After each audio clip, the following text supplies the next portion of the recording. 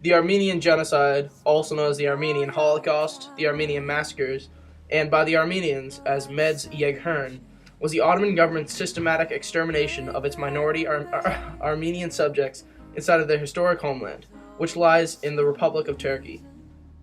The victims in this event estimated at between 800,000 and 1.5 million. The starting date is the 24th of April in 1915, the day the Ottoman authorities rounded up, arrested, and sent to their deaths 250 Armenian intellectuals and community leaders in Constantinople. The genocide was carried out during and after World War I and implemented in two phases. The wholesale killing of the able-bodied male population through massacre and subjection of army conscripts to forced labor, followed by the deportation of women, children, the elderly, and infirm on death marches leading to the Syrian desert.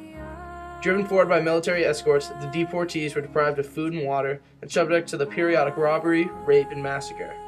Other indigenous and Christian ethnic groups, such as the Assyrians and the Ottoman Greeks, were similarly targeted for extermination by the Ottoman government, and their treatment is considered by some historians to be part of the same genocidal policy.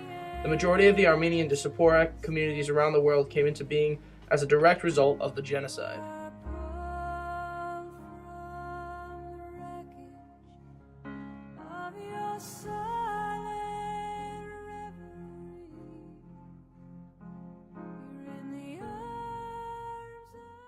Good day, boys. It's everyone's favorite CMTV member, Trahon.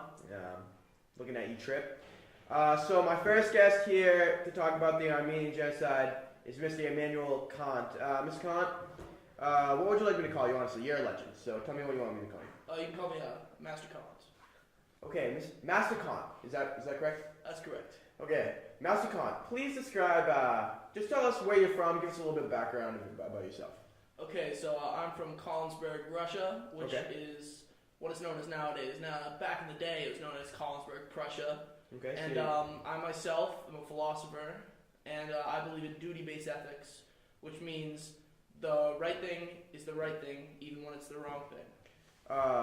For the uneducated ones in the class, would you like to give an example? Yes. So, say you're being held hostage in some lady's basement. She's got a gun to your head.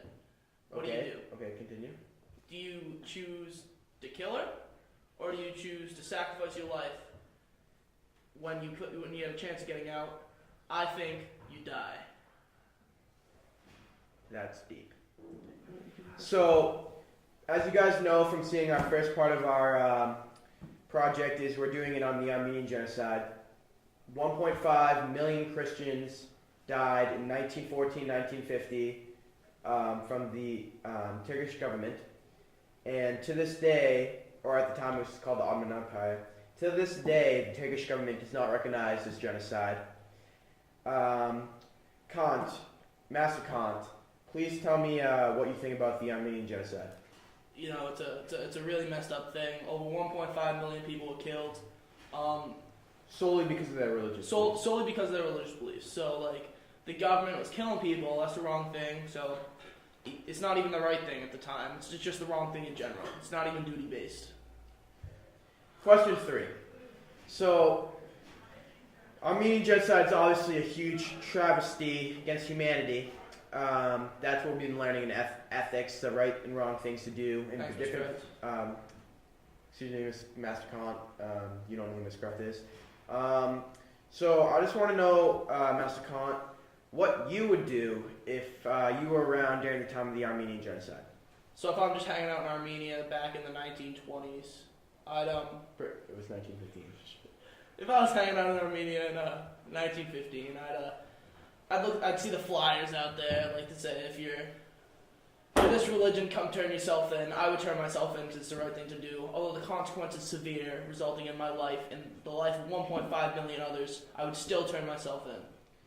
Thank you, Master Kant, for all you've done today. Please stay tuned for a short commercial break.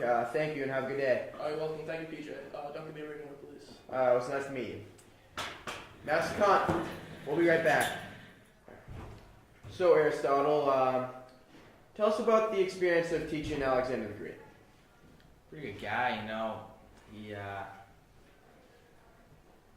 was a normal kid, you know, just a normal teenager. Had some fun with the parties. You sure that his dad allowed that? The king of Macedonia? He wasn't too happy with this since he was a king, big general, all that type of stuff. But he didn't obey it like some kids I know. Just have to go out, have a few parties.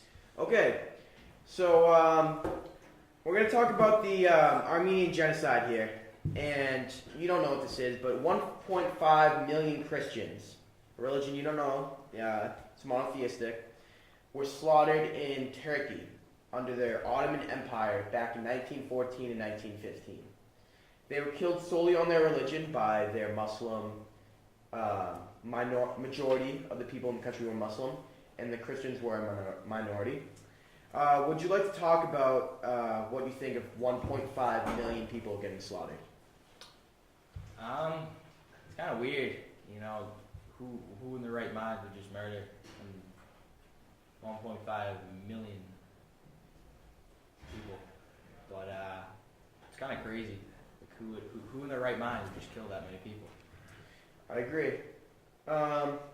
So we're going to talk a little bit about your belief system. Talk about what you really believe in. I believe in telos. What is telos? In the end. So if you do anything, that the right thing will come out of it at the end. So is it treating people as ends or treating people as means? It's treating people as ends. There you have it. Hot takes from Aristotle. Last question for you, Aristotle. If you were around during the Armenian genocide, what would you believe and what would you do to help prevent it? Good question, PJ. Good question. I would try and go against the rebellion and kill the people trying to kill the innocent people. So I would be killing the murderers. One last question. I didn't expect that answer from you, but I just want to say thank you to all my guests today. Legends to the hearts forever. Have a good day. See ya. Drop the mic.